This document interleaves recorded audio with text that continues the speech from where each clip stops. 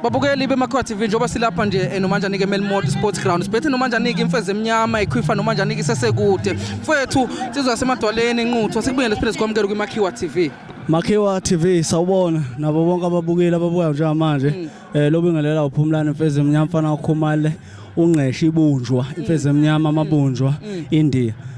mfethu ngiyabonga ukuthi unginikele isikhashinyana sincane ngila emthonjaneni ngizo phusha nami umsebenzi njengoba sibona iqembu lakithi liphusha kanje yabo mfethu uthini umuzwa wakho abantu bekujabulela kangaka mfethu njengoba uhlale njalo ujabulela indawo la uhamba khona namhlanje futhi baphinde bakujabulela abantu uthini umuzwa wakho sasiphetha njengoba napha abantu bafuna nokushutha nawo nje umuzwa wami ngathi ngibonga indlela abangisupporta ngayo imfeza ayilutho ngaphandle kwabo ngiyafisa nje ukuthi baqhubeke bayilandele lapha ku Facebook baphinde bayilandele lapha ku TikTok phinde bayilandele ku Instagram